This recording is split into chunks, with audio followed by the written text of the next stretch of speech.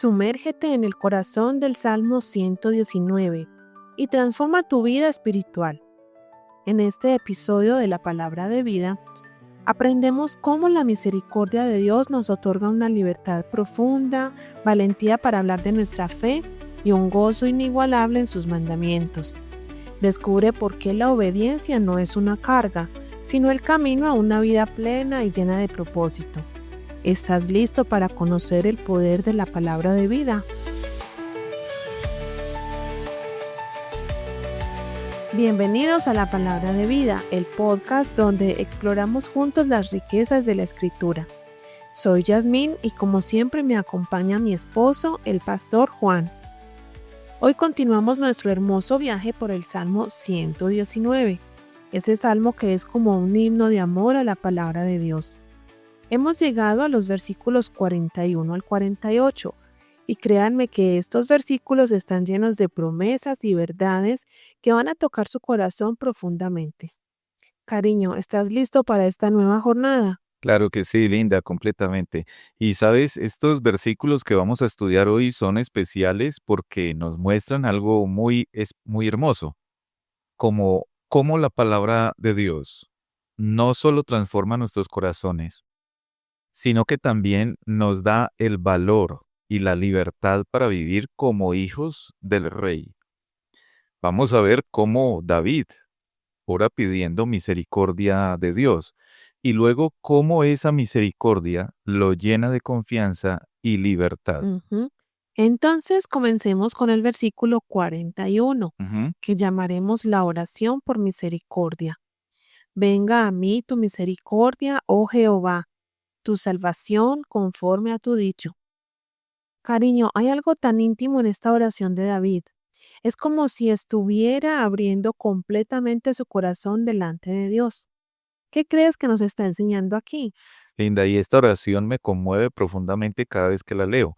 David no está pidiendo solo un poco de misericordia. Él está pidiendo misericordias en plural, como diciendo, Señor, necesito tu misericordia para cada momento, para cada situación, para cada falta. Y lo más hermoso es que David reconoce que esa misericordia viene a través de la salvación de Dios, no por nuestros propios méritos. Es verdad. Y me llama la atención esa frase conforme a tu dicho. Ujú. Es como si David estuviera diciendo, Señor, tú prometiste y yo me aferro a tu promesa. Exactamente. Mira, sin Cristo, nosotros solo conocemos a un Dios de justicia perfecta y eso nos aterraría. Pero en Cristo Jesús descubrimos algo maravilloso, que Dios es justo y a la vez salvador. En Jesús, la misericordia y la verdad se encontraron, la justicia y la paz se besaron, como dice el salmista en otro lugar. Por eso podemos acercarnos confiadamente al trono de la gracia. Cariño, ¿hay algún momento en nuestras vidas cuando esta oración no sea apropiada para Mm, nosotros? Nunca, Linda, nunca. Nunca hay un momento en que no necesitemos la misericordia de Dios. Cada mañana necesitamos de sus misericordias. Necesitamos que vengan a nosotros, así como el rocío en la mañana. ¿Y sabes qué es lo más hermoso? David no quiere una misericordia general. Quiere que venga a mí, dice él. Es personal, es íntimo. Dios no salva masas, salva personas, una por una, con nombre y apellido. Esta oración debe vivir en nuestro corazón todos los días. Llevemos entonces continuamente al Señor este clamor por todas sus misericordias, especialmente por aquella que es el sello y la corona de todas, su salvación. Continuemos ahora con el versículo 42, Ujú. que llamaremos la respuesta segura. El versículo dice, y daré por respuesta a mi avergonzador que en tu palabra he confiado. Mm. Cariño, aquí David pasa de la oración íntima a algo muy práctico. ¿Cómo responder a quienes nos atacan o nos critican por nuestra fe? Ujú. ¿Qué conexión hay entre el versículo anterior y este? Bueno, es una conexión muy especial. Cuando las misericordias de Dios llegan a nuestro corazón, cuando experimentamos su salvación de manera genuina, eso nos da una respuesta segura para cualquier reproche que nos hagan.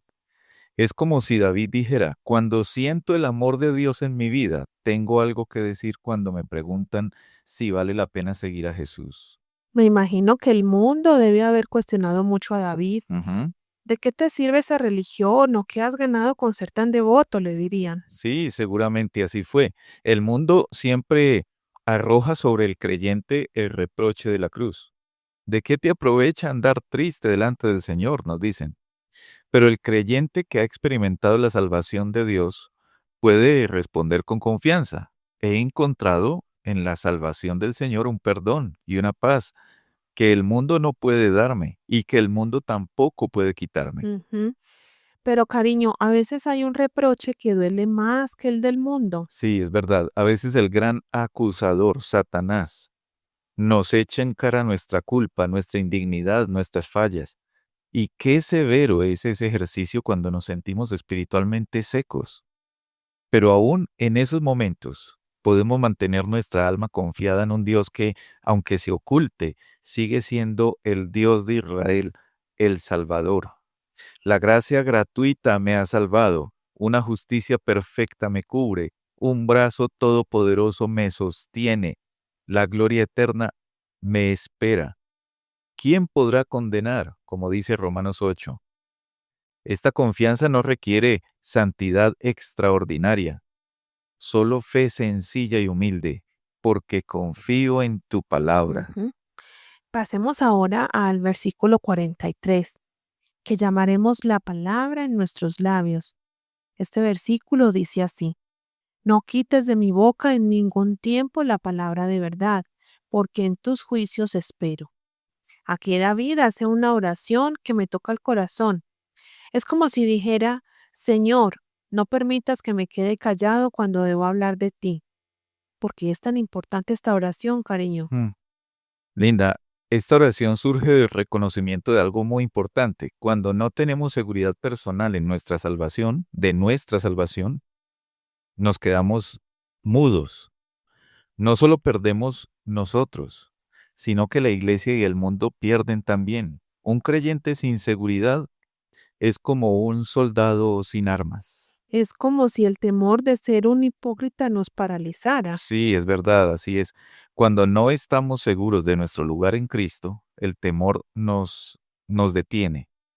Pensamos, ¿cómo voy a hablar de Dios si yo mismo tengo tantas dudas y fallas? Pero David está pidiendo algo bien especial. Señor, que tu palabra esté lista en mi boca, es lo que él está pidiendo para la confesión de su Señor, de su Dios. Cariño, también necesitamos sabiduría para saber cuándo hablar, Ah, ¿verdad? por supuesto, hay tiempo, como dice Eclesiastés, tiempo para callar. Pero la pregunta ¿es nuestro silencio resultado de la prudencia o del miedo? Cuando callamos por temor o por falta de convicción personal, estamos perdiendo oportunidades preciosas. Una confesión balbuciente es mejor que el silencio total. Si no podemos decir todo lo que queremos de nuestro Salvador, digamos lo que podamos. Los siervos de Dios valoran infinitamente el más mínimo átomo de lo que le pertenece. Una palabra dicha en debilidad puede ser una palabra de poder todopoderoso para algún espíritu desfalleciente. Qué bonita esa imagen de que nuestras conversaciones con el mundo pueden ser como la escalera de Jacob. Mm, sí, con la base en la tierra, pero la cima llegando hasta los cielos. Los temas comunes de la conversación pueden convertirse en canales para la comunión, pero para hablar con poder debe ser del buen tesoro y de la abundancia del corazón. Cuando el corazón está pensando un buen asunto, la lengua es como la pluma de un buen escritor. Vamos ahora al versículo 44, Ujú. llamándolo la obediencia eterna. El versículo dice: Guardaré tu ley siempre, para siempre y eternamente. David aquí acumula tantas palabras que expresan eternidad. Es como si no pudiera contener su anhelo de glorificar a su Salvador. ¿Qué está pasando en su corazón? Cuando el Señor vuelve a nosotros, cuando pone su palabra de nuevo en nuestra boca, trae consigo un sentido renovado de obligación apremiante. Es como si David dijera, no hay tiempo suficiente en esta vida para amar y servir a Dios como Él lo merece. Y esa acumulación de palabras siempre, para siempre y Ujú. eternamente. Sí, es el alma luchando por expresar la vehemencia de sus anhelos de glorificar a su Salvador. Esta nueva ocupación en su alabanza y servicio no es solo nuestro privilegio presente, es un anticipo de nuestro empleo celestial, cuando la palabra nunca más será quitada de nuestra boca. Cariño, ¿cómo sabemos si realmente tenemos ese deseo de obedecer a Dios por toda la eternidad? Bueno, Linda, los defectos en la constancia de nuestra obediencia siempre deben ser nuestra pena y carga, en la medida en que nuestros corazones están vivos para el honor de Dios. Pero la perspectiva de la plenitud en un mundo mejor es lo que hace que la anticipación del cielo sea tan deliciosa.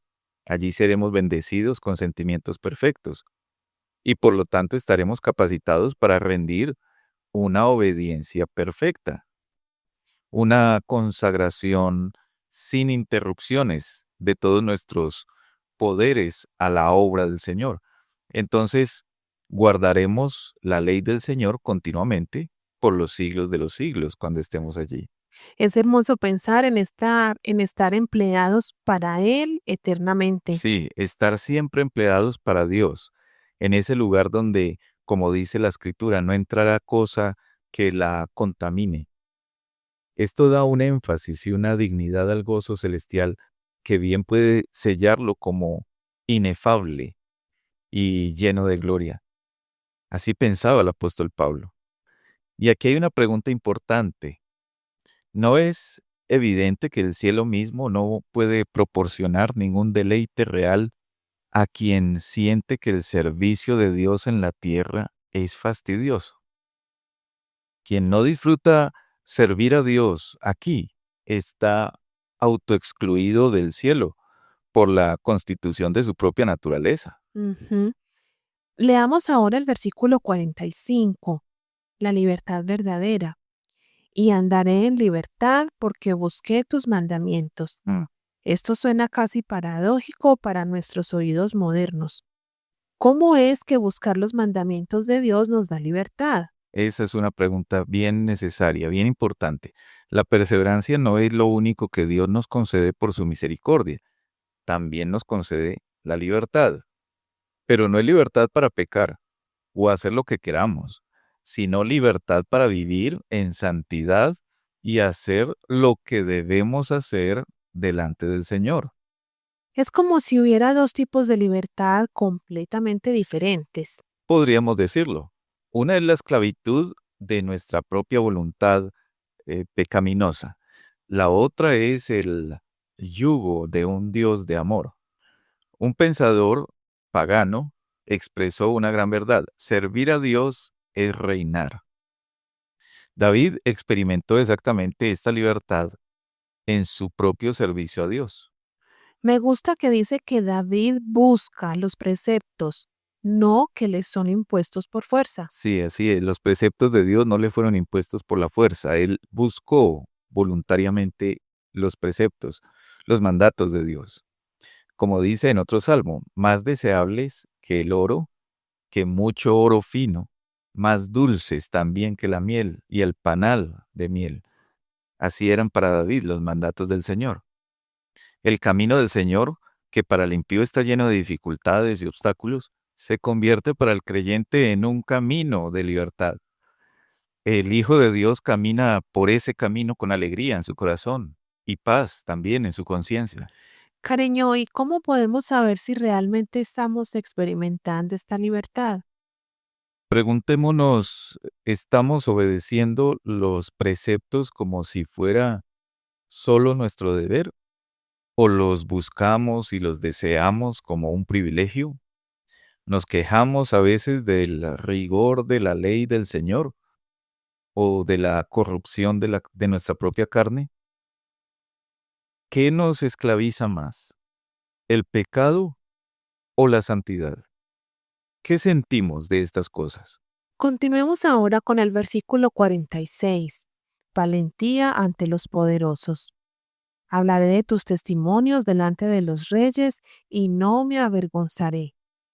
Aquí David habla de una valentía impresionante. No solo hablar de Dios con amigos o familia, sino delante de reyes. ¿De dónde viene ese valor? Linda, la libertad de andar en los caminos del Señor produce naturalmente lo que bien pudiéramos llamar audacia para hablar de ellos.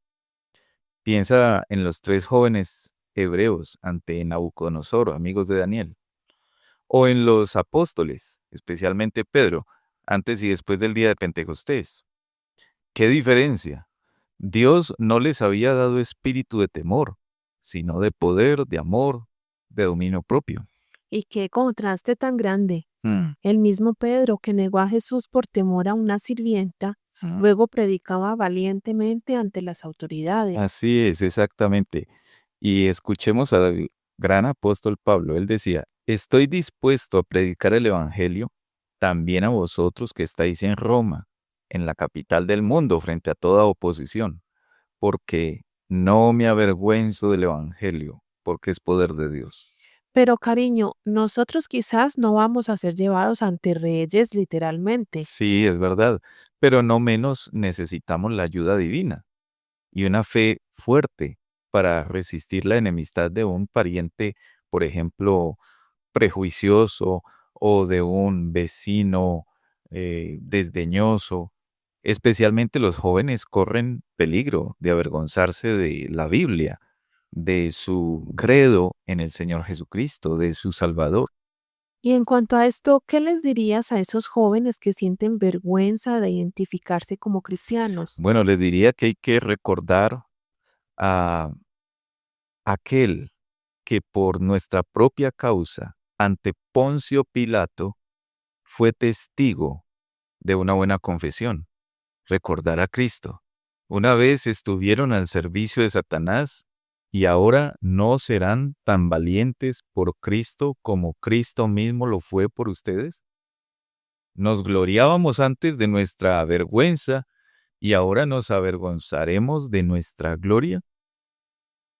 Creo que hay que recordar más bien a aquel que ha dicho, cualquiera que se avergonzare de mí y de mis palabras en esta generación adúltera y pecadora, el Hijo del Hombre se avergonzará también de él, cuando venga en la gloria de su Padre con los santos ángeles. Qué solemne advertencia, cariño. Sí, pero también qué preciosa promesa para quien es fiel. Si eres sincero en tu determinación y en tu dependencia de Dios, el amor de Cristo te constreñirá, y no a un servicio frío y calculador, sino a una confesión valiente, sin trabas y fieles hasta la muerte. Ujú. Pasemos ahora al versículo 47, Ujú. el deleite en los mandamientos. Y me regocijaré en tus mandamientos, los cuales he amado. Cariño, David habla aquí de regocijarse en los mandamientos de Dios. Para muchas personas eso suena extraño. Sí. ¿Cómo podemos llegar a deleitarnos realmente en lo que Dios nos pide?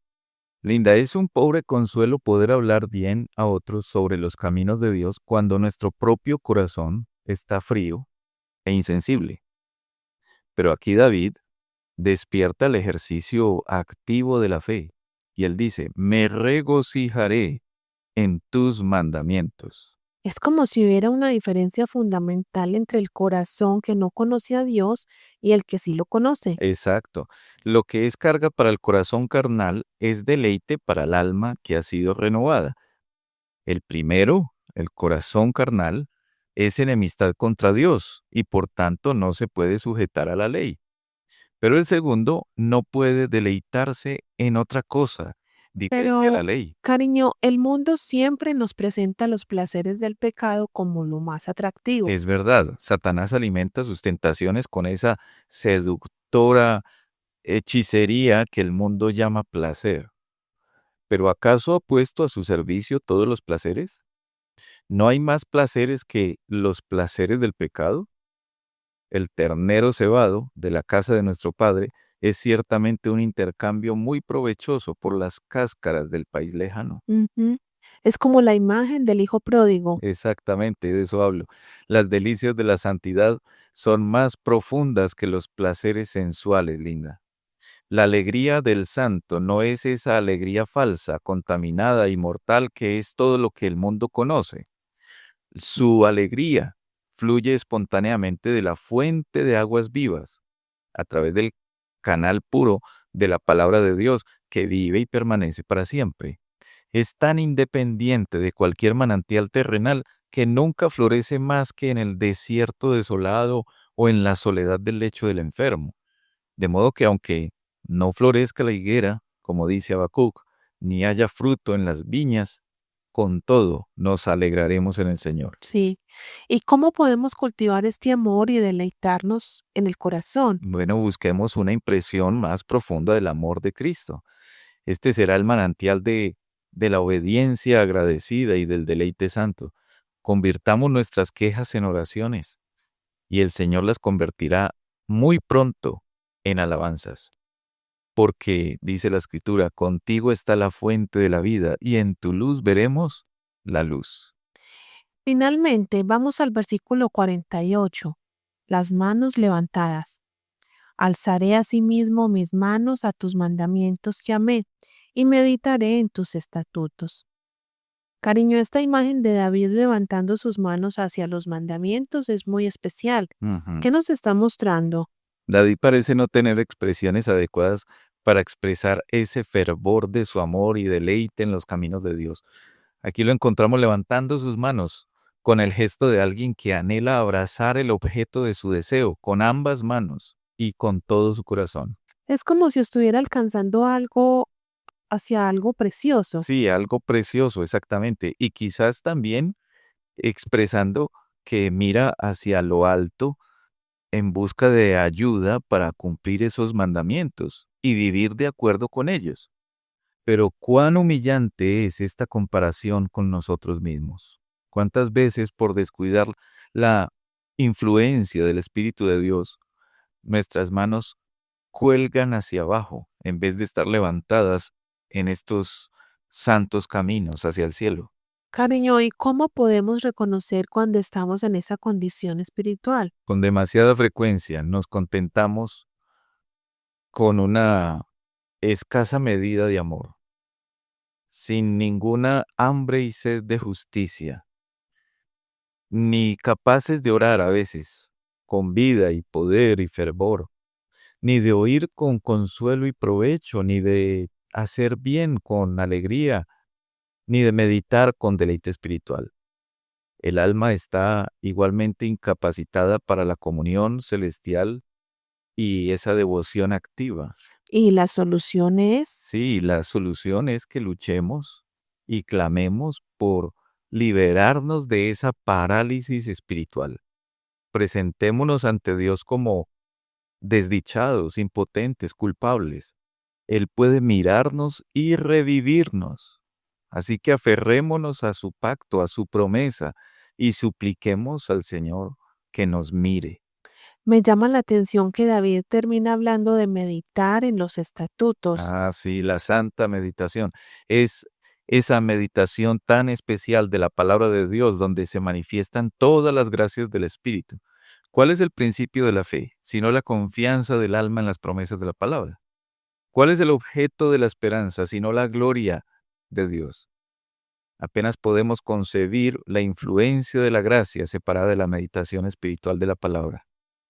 Es esta la que, bajo la enseñanza de Dios, extrae sus contenidos ocultos y los exhibe al alma como los objetos sobre los cuales se ejercitan habitualmente los principios y afectos de la vida celestial.